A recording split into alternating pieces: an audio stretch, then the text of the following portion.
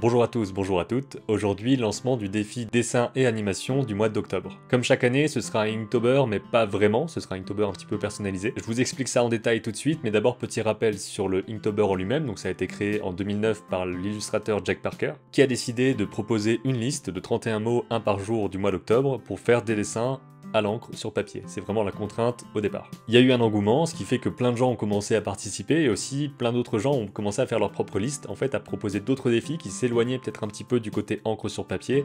Il y a des choses qui se faisaient par exemple aussi en peinture numérique, ce genre de choses-là. Donc le Inktober c'est vraiment diversifié dans plein de choses. Comme tous les ans, il y a la liste officielle du Inktober que j'affiche ici, mais il y a aussi d'autres personnes qui ont fait d'autres listes sur d'autres thèmes avec d'autres sujets variés, ce qui permet à chacun, à chacune de trouver ce qui lui plaît en fait pour faire quelque chose. Et dans notre cas ici, on va faire de l'animation, avec une sorte d'animtober. J'ai déjà vu ce terme-là, je sais pas si c'est vraiment quelque chose d'officialisé quelque part. Je crois que c'est libre, donc on va l'utiliser. Et cette année, le défi d'octobre de cette chaîne-là est fait en parallèle, ou plutôt c'est le même défi que sur la page de Calipeg, donc la page Instagram, la page YouTube de notre application d'animation 2D pour iPad. J'ai fait une liste de 15 mots que je vous affiche juste ici, donc c'est des mots voilà qui sont venus comme ça quoi, il n'y a pas vraiment de sujet principal. Ces 15 mots évidemment qui me semblent assez simples pour pouvoir évoquer plein d'idées en fait qui peuvent partir sur plein de chemins différents. Et le but c'est de faire une animation à chaque fois avec chaque mot. Vous comprenez sûrement maintenant pourquoi il y a 15 mots seulement et pas 31, parce que je me dis que au maximum vous faites 15 animations sur le mois d'octobre, c'est déjà pas mal, ça fait une animation toutes les 2 jours.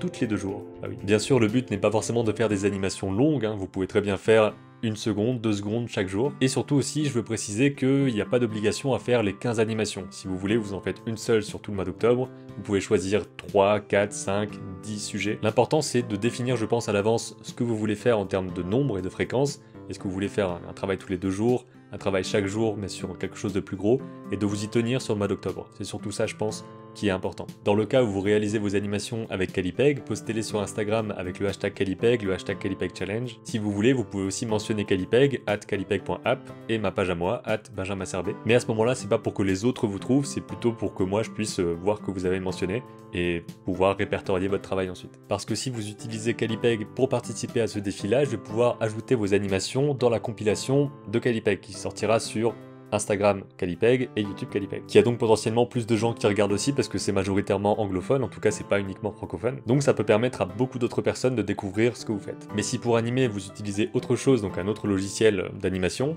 vous participez juste sur cette chaîne-là et vous serez juste dans le bilan de cette chaîne-là. Et d'ailleurs, l'un n'exclut pas l'autre, hein. Vous pouvez très bien être dans la compilation de Calipeg et dans cette compilation ici. C'est juste que du côté Calipeg, c'est que les utilisateurs de Calipeg parce que voilà, c'est sur la page en question, donc on vous montrer ce qu'il est possible de faire avec l'application. Et pour participer, outre le côté Instagram avec le Benjingtober, même si ici ça marche pas trop, est-ce que ça devrait être Benjanimtober? Pas fou comme nom, mais peut-être qu'on va faire ça. Vous pouvez poster ça sur Instagram et aussi pour que je puisse recueillir vos animations, envoyez-les-moi par mail à défi.benjaminserbet@gmail.com.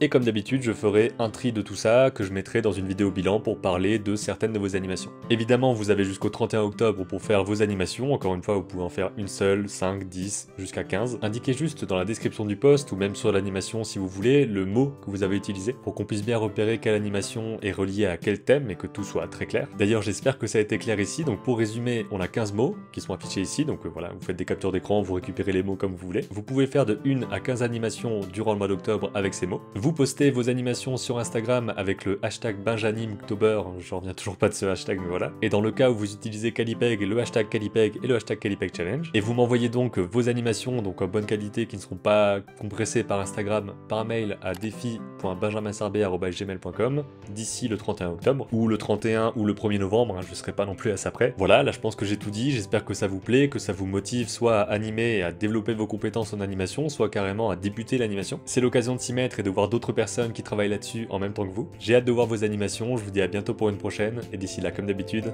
créez vos images et racontez vos histoires.